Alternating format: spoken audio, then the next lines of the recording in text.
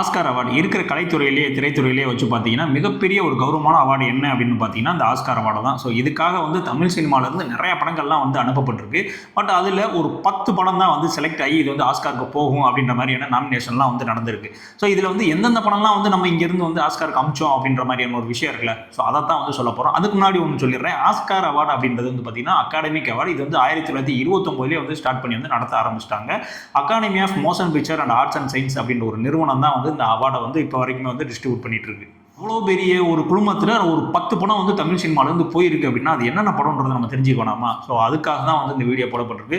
So இதில் தமிழ் சினிமாவிலேருந்து போகப்பட்ட என்னென்ன படங்கள் அப்படின்ற மாதிரியான விளக்கங்கள் டீட்டெயிலோட வந்து நான் கொடுத்துருக்கேன். ஸோ எந்த இடத்துலையுமே வந்து ஸ்கிப் பண்ணாமல் பாருங்க. ஸோ ஃபஸ்ட்டு என்ன படம் போயிருக்கு அப்படின்றத வந்து இப்போ பார்த்துடலாம். முதல்ல வந்து பார்த்தீங்கன்னா 1969 சிவாஜி கணேசன் அவர்கள் நடித்த தெய்வ மகன் படம் வந்து ஆஸ்கார் அவார்டுக்கு வந்து நாமினேஷன் பண்ணாங்க. ஸோ இதில் வந்து சிவாஜி சாரினுடைய அந்த எப்படி சொல்கிற அந்த ப்ராஸ்தட்டிக் அந்த மேக்கப்பு அவருடைய பெர்ஃபார்மன்ஸ் எல்லாமே வந்து சூப்பராக இருக்கும். ஸோ அதன் ஓரியன்டாக அந்த படம் வந்து நேஷனல் அவார்டு ஆஸ்கார் அவார்டு அடிக்கும் அப்படின்ற மாதிரி நாமினேஷனில் வந்து கொண்டு போனாங்க. பட் இருந்தாலுமே வந்து அது வந்து ஃபிலிம் ஃபெடரேஷன்லேயே வந்து ஃபில்டர் ஆயிடுச்சு. அந்த படம் வந்து ஆஸ்காருக்கு அந்த லெவலுக்கு வந்து நாமினேஷன் பண்ணப்படலை. பட் நம்ம சைடில் வந்து இந்த படம் வந்து ஆஸ்காருக்கு வந்து பரிந்துரை செய்யப்பட்ட ஒரு படமாக வந்து இருந்துச்சு. ரெண்டாவதாக வந்து பார்த்தீங்கன்னா கிட்டத்தட்ட 28 வருஷம் கழித்து நம்ம மணிரத்னம் அவர்கள் டைரக்ஷன் பண்ண நாயகன் படம் தான் வந்து ஆஸ்காருக்கு வந்து நாமினேஷன் செய்யப்பட்டுச்சு. பட் இது வந்து பார்த்தீங்கன்னா கிட்டத்தட்ட அவங்க எடுத்த அந்த காட்ஃபாதர் படத்தினுடைய ஒரு ஷாயல் வந்து அந்த படம் ஃபுல்லாகவே வந்து இருந்திருக்கும். ஸோ அதனால தான் அந்த படம் நிராகரிக்கப்பட்டிருக்கும் அப்படின்றது வந்து என்னுடைய கருத்து. பட் ஆக்சுவலாக என்ன நடந்துச்சு அப்படின்னு தெரியல. பட் இருந்தாலும் தமிழ்லேருந்து ஆஸ்காருக்கு பரிந்துரைக்கப்பட்ட 2வது படமாக வந்து நாயகன் தான் இருக்குது. அடுத்த 3 வருஷத்துலேயே வந்து பார்த்தீங்கன்னா 1990 சேம் மணிரத்னம் அவர்களுடைய டைரக்ஷனில் வெளிவந்த அஞ்சலி படம் வந்து ஆஸ்காருக்கு வந்து நாமினேஷன் செய்யப்பட்டுச்சு. ஆக்சுவலாக அந்த படம் வந்து பார்த்தீங்கன்னா சிறுவர்களை வந்து மையப்படுத்தியே வந்து எடுத்திருப்பாங்க. ஒரு மனநலம் கூடிய ஒரு பிள்ளையை வந்து அதனுடைய மையக்கருத்தை வச்சு படம் வந்து மூவ் பண்ணியிருப்பாங்க. ஸோ எல்லாமே வந்து சைல்டாக இருந்தாலும் படத்தில் வந்து பர்ஃபார்மன்ஸ்னு வந்து பார்த்தீங்கன்னா பக்காவாக இருக்கும். ஸோ இதெல்லாம் பேஸ் பண்ணி இந்த படத்தை வந்து நம்ம வந்து நாமினேஷன் சப்மிட் பண்ணலாம் அப்படின்ற மாதிரி சப்மிட் பண்ணியிருக்காங்க. பட் இருந்தாலுமே வந்து அதுவுமே வந்து ரிஜெக்ட் ஆகிடுச்சு. பட் இருந்தாலும் தமிழ் சினிமாவில் 3ஆவதாக போன படம் எது அப்படின்னு வந்து பார்த்தீங்கன்னா இந்த அஞ்சலி படம் தான். அதுக்கப்புறம் 4ஆவதாக வந்து பார்த்தீங்கன்னா 1992 பரதன் அவர்களுடைய டைரக்ஷனில் வெளியான தேவர் மகன். ஸோ இந்த படம் வந்து ஸ்க்ரீன் பிளே வந்து பக்காவாக இருக்கும், எல்லாரும் தெரியும். ஸோ இந்த படமும் வந்து பார்த்தீங்கன்னா தமிழ் சினிமாவில் வந்து ஆஸ்காருக்கு வந்து பரிந்துரை செய்யப்பட்டுச்சு. 5ஆவதாக வந்து பார்த்தீங்கன்னா 1995 பிசி ஸ்ரீராம்னா சினிமாட்டோகிராஃபர் அப்படி மட்டும் தானே தெரியும். ஸோ அவர் டைரக்ஷனில் ஒரு படம் வந்து ரிலீஸ் ஆச்சு. அந்த படம் தான் வந்து குருதிப்புனல். ஸோ இந்த படத்தினுடைய டெக்னாலஜி டெக்னிக்கல் எல்லாமே வந்து ஒரு ஹை லெவலில் இருக்குது. ஸோ இந்த படமும் தமிழ்லேருந்து ஆஸ்காருக்கு பரிந்துரை செய்யப்பட்ட ஒரு படமாக வந்து இந்த குருதிப்புனல் வந்து இருக்குது. அப்புறம் வந்து பார்த்தீங்கன்னா 1996 சங்கர் அவர்களுடைய டைரக்ஷனில் வெளிவந்த இந்தியன். ஸோ இந்த படமும் வந்து ஆஸ்காருக்கு வந்து நாமினேஷன் வந்து செய்யப்பட்டுச்சு. ஸோ இந்த படத்தில் வந்து நிறைய அந்த ப்ராஸ்தட்டிக் மேக்கப்ல நிறைய வந்து யூஸ் பண்ணியிருப்பாங்க. டபுள் ஆக்ஷன் படங்களுடைய வசனங்கள் எல்லாமே வந்து பக்காவாக இருக்கும்.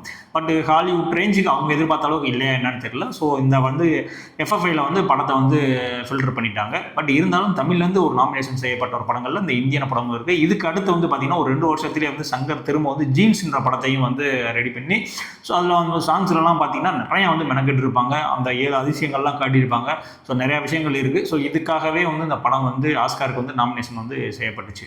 அதுக்கப்புறம் வந்து 2000 கமல்ஹாசனுடைய ரைட்டிங் அண்ட் டைரக்ஷனில் ஒரு படம் வந்து ரிலீஸ் ஆச்சுங்க. எனக்கு இப்போவுமே வந்து இந்த படத்துக்குலாம் ஆஸ்கார் நீங்கள் வந்து ஏன் கொடுக்க மாட்டீங்க? அட்லீஸ்ட் ஆஸ்கார் நீங்கள் பரிந்துரை செஞ்சாலும் பரவாயில்ல, அந்த அகாடமி அளவுக்காவது இந்த படம் வந்து போயிருக்கணும் அப்படின்லாம் நினச்சேன். பட் அந்த அளவுக்கு கூட போகலை. பட் இந்த படத்தினுடைய ரைட்டிங் எல்லாமே வந்து நல்லாயிருக்கும்.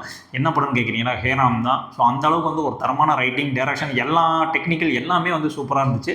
பட் இருந்தாலுமே வந்து எந்த கேட்டகரியிலையுமே வந்து இந்த படத்தை வந்து ஆஸ்காரில் வந்து கொண்டு போகலை. பட் இருந்தாலும் தமிழ்லேருந்து நாமினேஷன் செய்யப்பட்ட ஒரு படமாக தான் அந்த ஹேராம் படம் இன்னுமே இருந்துட்டு இருக்கு. அப்புறம் வந்து பார்த்தீங்கன்னா ஒரு 16 வருஷமாக வந்து எந்த படமுமே வந்து ஆஸ்காருக்கு வந்து நாமினேஷன் செய்யப்படலை.